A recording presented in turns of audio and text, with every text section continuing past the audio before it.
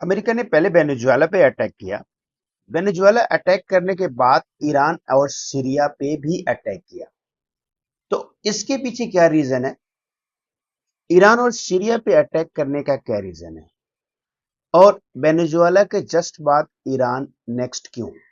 सबसे पहले वेनेजुएला पे बात करते हैं। अमेरिका का कहना है कि वेनेजुएला की गवर्नमेंट फर्स्ट ड्रग ट्रैफिकिंग में इन्वॉल्व है।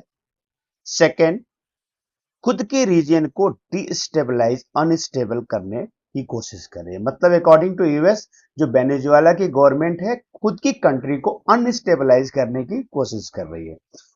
यूएस ने कहा कि ये एक नेशनल सिक्योरिटी का इश्यू है जिस पे एक्शन लेना जरूरी था, लेकिन क्रिटिक्स का कहना है, या एनालिस्ट का कहना है, जो ग्लोबल एनालिस्ट है उन लोगों का कहना है कि वेनेजुएला के पास ऑयल रिजर्व है in huge amount. One of the reason is that US is attacking. Second reason, Venezuela US के अगेंस्ट बहुत सारी कंट्री हैं जिनको सपोर्ट करता है, ऑयल ऑयल सप्लाई करता है।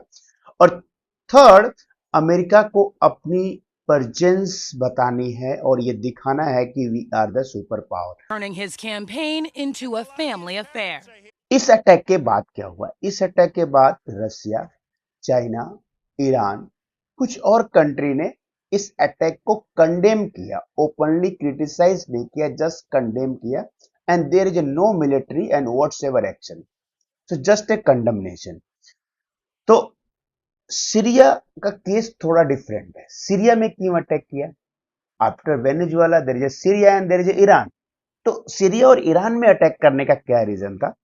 सीरिया का रीजन ये है, अकॉर्डिंग टू यूएस, आईएसआईएस के टेररिस्ट कैंप है सीरिया में, और जो थोड़ा एक्टिवेट हो रहा है टेररिस्ट कैंप, तो उसको न्यूट्रलाइज करने के लिए यूएस ने अटैक किया है सीरिया में।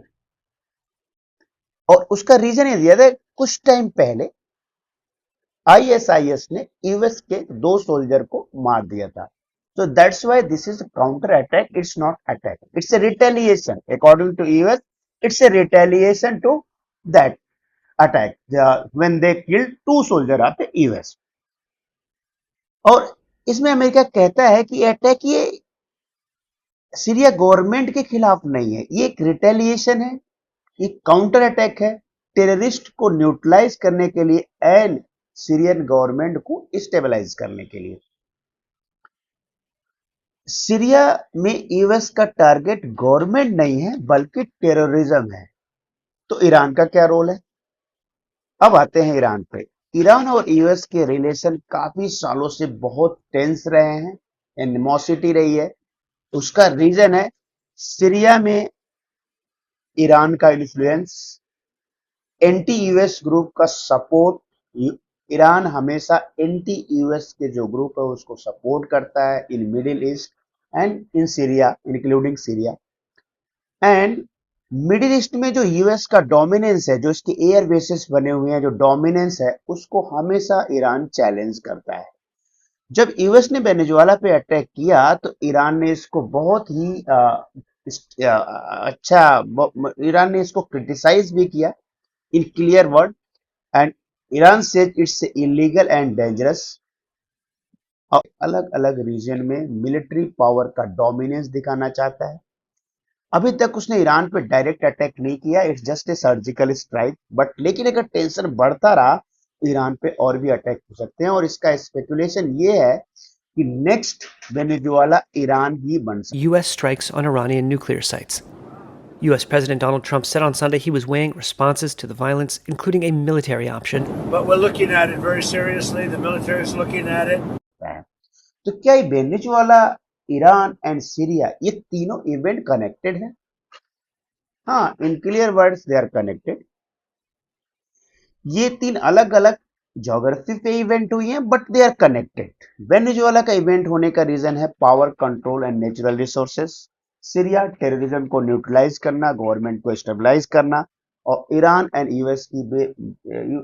और यूएस की बहुत ही लॉन्ग टाइम से जियोपॉलिटिकल राइवलरी एंड एनिमोसिटी तो चलती ही है।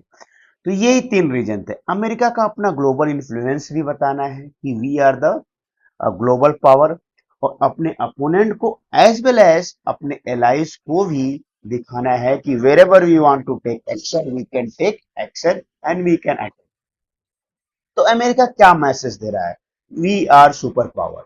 सेकेंड, हम कभी भी एक्शन ले सकते हैं। थर्ड, हम अपने इंटरेस्ट प्रोटेक्ट करेंगे। ये तीन मैसेज यूएस जो प्रोपेगेट करना चाहता है within enemy and ally as well. अब ये जो हुआ है इसका ग्लोबल इंपैक्ट क्या हो सकता है? इसका ग्लोबल इंपैक्ट ये होगा कि ऑयल प्राइसेस विल फ्लक्चुएट, ये ऊपर नीचे होंगे, ग्लोबल टेंशन बढ़ सकती है और नया कॉन्फ्लिक्ट भी शुरू हो सकता है, उसका रिस्क भी है। If one country support to other and other country support to another one, तो ग्लोबल कॉन्फ्लिक्ट का रिस्क भी है। और अगर सिचुएशन कंट्रोल में नहीं रही तो मेजर कॉन्फ्लिक्ट भी पॉसिबल है, बड़े कॉन्फ्लिक्ट हो सकते हैं। तो शॉर्ट में summary of this video, Venezuela means power and resources, Syria means terrorism and retaliation, and Iran means long-term animosity and rivalry with US.